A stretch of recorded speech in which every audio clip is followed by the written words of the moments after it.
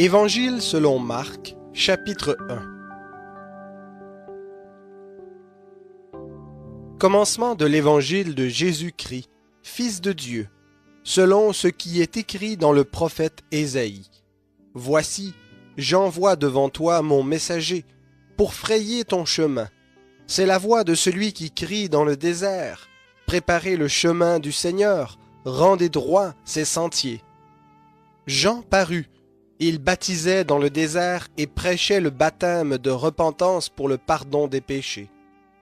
Tout le pays de Judée et tous les habitants de Jérusalem se rendaient auprès de lui, et ils se faisaient baptiser par lui dans le fleuve du Jourdain en confessant leurs péchés. Jean avait un vêtement de poil de chameau et une ceinture de cuir autour des reins. Il se nourrissait de sauterelles et de miel sauvage. Il prêchait, « Il vient après moi, celui qui est plus puissant que moi, et je ne mérite pas de délier, en me baissant, la courroie de ses sandales. Moi, je vous ai baptisé d'eau, mais lui vous baptisera d'Esprit Saint. » En ce temps-là, Jésus vint de Nazareth en Galilée, et il fut baptisé par Jean dans le Jourdain. Au moment où il sortait de l'eau, il vit les cieux s'ouvrir, et l'Esprit descendre sur lui comme une colombe. Et une voix se fit entendre des cieux. « Tu es mon Fils bien-aimé, objet de mon affection. » Aussitôt, l'Esprit poussa Jésus dans le désert. Il passa dans le désert 40 jours, tenté par Satan. Il était avec les bêtes sauvages et les anges le servaient. Après que Jean eut été livré, Jésus alla dans la Galilée. Il prêchait la bonne nouvelle de Dieu et disait, « Le temps est accompli et le royaume de Dieu est proche. Repentez-vous et croyez à la bonne nouvelle. » En passant le long de la mer de Galilée, il vit Simon et André, frères de Simon, qui jetaient leurs filets dans la mer. En effet, ils étaient pêcheurs.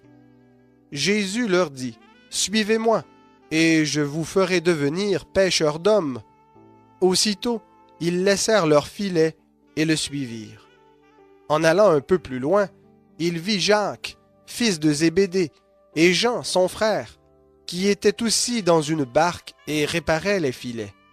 Aussitôt, il les appela.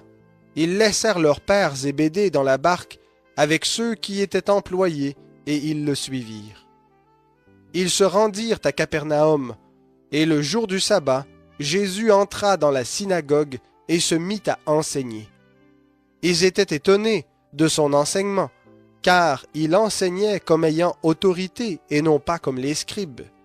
Il se trouvait justement dans leur synagogue un homme possédé d'un esprit impur et qui s'écria, « Que nous veux-tu, Jésus de Nazareth? Tu es venu pour nous perdre. Je sais qui tu es, le Saint de Dieu. » Jésus le menaça. « Tais-toi et sors de cet homme. » L'esprit impur sortit de cet homme dans une convulsion, et en poussant un grand cri. Tous furent saisis de stupeur, de sorte qu'ils se demandaient les uns aux autres, « Qu'est-ce que ceci? Une nouvelle doctrine donnée avec autorité.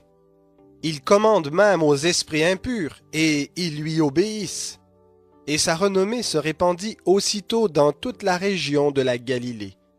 En sortant de la synagogue, ils se rendirent avec Jacques et Jean à la maison de Simon et André.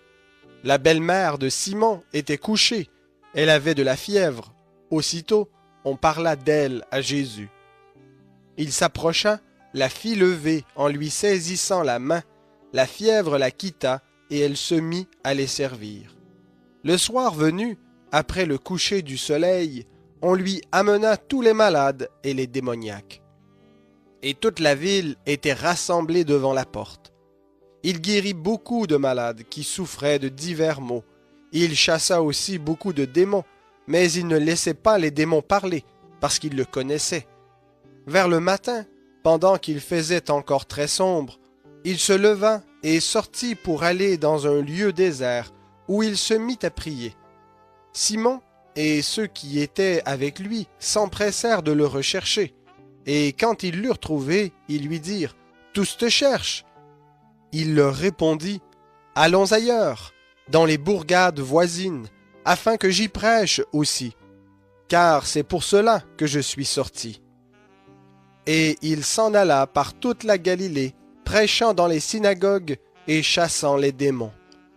Un lépreux vint à lui, et se jetant à genoux, il lui dit d'un ton suppliant, « Si tu le veux, tu peux me rendre pur. » Jésus, ému de compassion, étendit la main, le toucha et dit, « Je le veux, sois pur. » Aussitôt la lèpre le quitta, et il fut purifié.